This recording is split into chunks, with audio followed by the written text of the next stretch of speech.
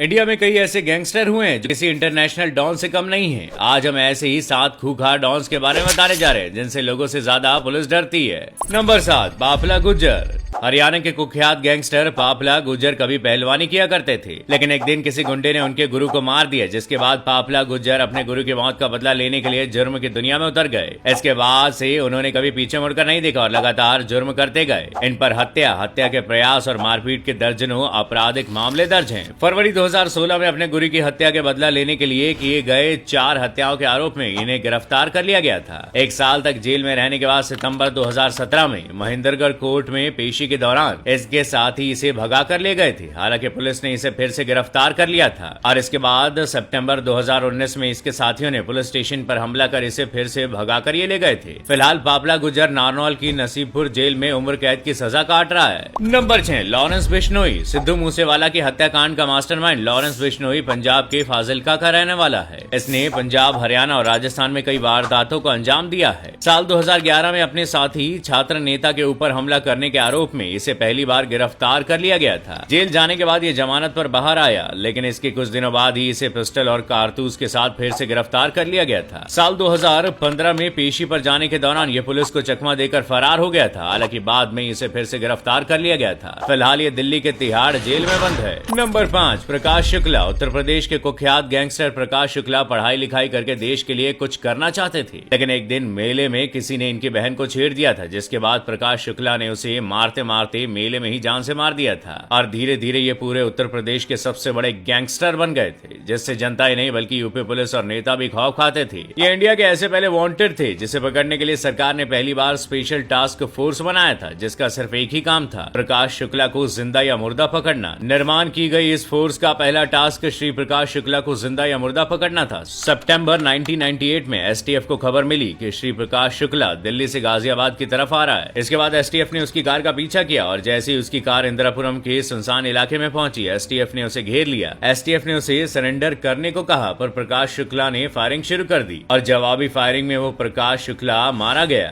Number 3, सुखा कहलावा gang. इस कुख्यात गैंगस्टर का खौफ पंजाब, हरियाणा और राजस्थान के साथ ही पश्चिम बंगाल तक फैला हुआ था। पंजाब के इस खतरनाक गैंगस्टर का नाम सुखा था। साल 2000 से लेकर 2015 तक इस गैंगस्टर ने अपराध की दुनिया में कई जुर्म किए। सुखा कहलवा 17 साल की उम्र में ही गैंगस्टर बन गया था। उसे अब तक का सबसे कम उम्र का गैंगस्टर माना जाता है। सुखा के बारे में बताया जाता है कि उसका निशाना अचूक था, इसी वजह से उसकी पहचान एक शार्प शूटर की थी और कहा जाता है कि वो 60 से अधिक आपराधिक मामलों में शामिल रहा है। इसमें हत्या, डकैती, गैंग वॉर समेत कई मामले दर्ज हैं। जनवरी 2015 को फगवाड़ा में विक्की गौंडर गिरोह ने सुखा कहलू को आपसी रंजिश में मार डाला। बता दें कि सुखा के माता पिता अमेरिकी नागरिक थे। नंबर 2, बिल्लू सांडा। ये उत्तर प्रदेश सहारनपुर का रहने वाला है। इस पर कई हत्याओं सहित लूट, डकैती और रंगदारी के दर्जनों आपराधिक मामले दर्ज हैं। इसे साल 2015 में गिरफ्तार करके जेल में बंद कर दिया गया था, लेकिन जनवरी 2017 में कोर्ट में पेशी के दौरान ये सदर हवालात की जाली तोड़कर 3 कैदियों के साथ फरार हो गया था। फरार होने के बाद इसने कई कारोबारियों को रंगदारी के लिए धमकी दी। हालांकि कुछ दिनों बाद ही पुलिस ने इसे फिर से गिरफ्तार कर लिया था। नंबर 1, सुनील राठी।